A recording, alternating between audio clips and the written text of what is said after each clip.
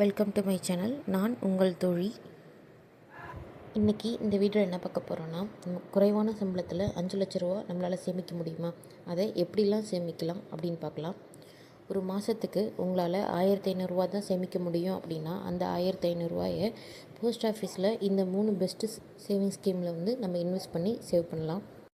First scheme RT.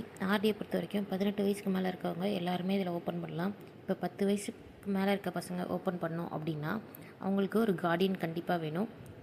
ஆர்டியோட maturity period 5 வருஷம். ஒரு மாதத்துக்கு நம்ம 500 பே பண்ணோம் அப்படின்னா 5 வருஷத்தில் நமக்கு மெச்சூரிட்டி ஆகிற அமௌண்ட் 35,000 வரைக்கும் நமக்கு கிடைக்கும். நெக்ஸ்ட் பிபிஎஃபோட மெச்சூரிட்டி பீரியட் 15 வருஷம். ஆண் குழந்தைங்களுக்கு பெஸ்ட்டு ஸ்கீம்னால் அது பிபிஎஃப் தான். ஏன்னா ஆண் குழந்தைங்கள் இருக்கிறவங்க ஒரு வயசுலேருந்தே பிபிஎஃப்பில் ஜாயின் பண்ணிக்கலாம். 18 வயசு இருக்கிறவங்க சிங்கிள் அக்கௌண்ட்டாக கூட பிபிஎஃப்பில் பே பண்ணலாம். பிபிஎஃப்பை பொறுத்த வரைக்கும் மந்த்லி பே பண்ணணுன்ற அவசியம் இல்லை. 3 மாதத்துக்கு ஒரு தடவை, 6 மாதத்துக்கு ஒரு தடவை கூட பே பண்ணிக்கலாம். இதில் எந்த ஒரு ஃபைன் அமௌண்ட்டும் பிடிக்க மாட்டாங்க. இதோட மெச்சூரிட்டி பீரியட் 15 வருஷம்.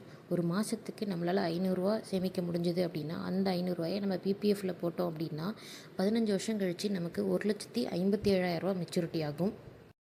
தேர்டாக இருக்கிறது செல்வமகள் சேமிப்பு திட்டம், சுரக்ஷா சம்ருதின்னு சொல்லுவாங்க. இது பெண் குழந்தைகளுக்கு மட்டும்தான் இந்த திட்டம் உண்டு. ஒரு வயசுலேருந்து 10 வயசுக்குள்ளே இருக்க பெண் குழந்தைகள் மட்டும்தான் இந்த திட்டத்தில் ஜாயின் பண்ண முடியும். போஸ்ட் ஆஃபீஸ்லேயே அதிக இன்ட்ரெஸ்ட்னால் அது பொன்மகள் சேமிப்பு திட்டம் தான். இதோடைய மெச்சூரிட்டி பீரியட் 21 வருஷம். 15 வருஷம் நம்ம பே பண்ணுவோம். 21 வருஷம் கழித்து தான் நம்ம அந்த அமௌண்ட் எடுக்க முடியும். 15 வருஷத்துக்கு நம்ம 90,000 கட்டணும்னா 21 வருஷம் கழித்து நமக்கு மெச்சூரிட்டி ஆகிற அமௌண்ட் எவ்வளோனா 2,77,000 வரைக்கும் நமக்கு கிடைக்கும். நம்மக்கிட்ட பெண் குழந்தைகள் இல்லை அப்படின்னா இந்த 500 நம்ம பிபிஎஃப்லேயோ ஆர்டிஎல்லையோ நம்ம கட்டலாம். இன்றைக்கி நம்ம சேமிக்கிற அமௌண்ட் நம்ம பிள்ளைங்க படிப்புக்காகவோ, கல்யாண செலவுக்காகவோ, இல்லை வீடு கட்டவோ எதுக்காகவோ நமக்கு யூஸ்ஃபுல்லாக இருக்கும். அந்த டைமில் நம்ம கடன் வாங்க வேண்டிய அவசியம் இருக்காது. ஏன் சேவிங்ஸ் பண்ணணும், பசங்க சின்ன பிள்ளைங்களாக தானே இருக்காங்க, இப்போ அவங்களோட தேவை கம்மியாக தானே இருக்குது அப்படின்னு நினைப்போம். ஆனால் அவங்க சீக்கிரமாக வளர்ந்துருவாங்க. அவங்க வளர்ந்து முடிக்கிறப்போ நம்மக்கிட்ட சேவிங்ஸ்னு எதுவுமே இருக்காது.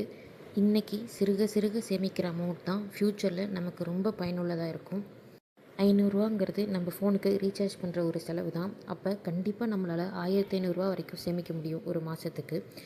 கமிட்மெண்ட்னு ஒன்று இருந்தால் மட்டும்தான் நம்ம செலவுகளை குறைச்சி சேவ் பண்ணணும் அப்படின்னு நினைப்போம். இப்போ நம்ம வாடகை வீட்டில் இருக்கிறதா இருக்கட்டும், ஒரு பைக்குக்கு இஎம்ஐ கட்டுறதா இருக்கட்டும், இது நம்ம ஃபிக்ஸடாக கட்டிட்டு தான் இருப்போம். அதே மாதிரி தான் இந்த சேவிங்ஸான அமௌண்ட்டையும் நம்ம கட்டிகிட்ருக்கணும். நான் ஆர்டியில் ஒரு 1,500 பிபிஎஃப்பில் 500 கட்டிகிட்ருக்கேன். 5 வருஷம் கழித்து ஆர்டியோட மெச்சூரிட்டி அமௌண்ட் 1,00,000 வரும். என் பையனுக்கு ஸ்கூல் சேர்க்கறதுக்கு இந்த ஃபீஸ் யூஸ்ஃபுல்லாக இருக்கணுங்கிறதுக்காக நான் கட்டிகிட்ருக்கேன். என்னால் சேமிக்கவே முடியல அப்படின்னு நினைக்காதீங்க. ஒரு வாரத்துக்கு கண்டிப்பாக நம்மளால் 100 எடுத்து வைக்க முடியும். அப்போ 4 வாரத்துக்கு 400 வந்துடும். ஒரு மாதத்துக்கு நம்ம 400 அப்படின்னா அடுத்த மாதத்துக்கு 500 நம்ம சேமிக்க பார்ப்போம். என்னோடய ஐடியாஸ் உங்களுக்கு பிடிச்சிருந்ததுன்னா நீங்களும் ஃபாலோ பண்ணி பாருங்கள். என்னோடய சேனலில் சேவிங்ஸ் ரிலேட்டடான வீடியோஸ் போட்டுட்ருக்கேன். என்னோடய வீடியோஸ் உங்களுக்கு பிடிச்சிருந்துன்னா லைக் பண்ணுங்கள், சப்ஸ்கிரைப் பண்ணுங்கள். தேங்க்ஸ் ஃபார் வாட்சிங்.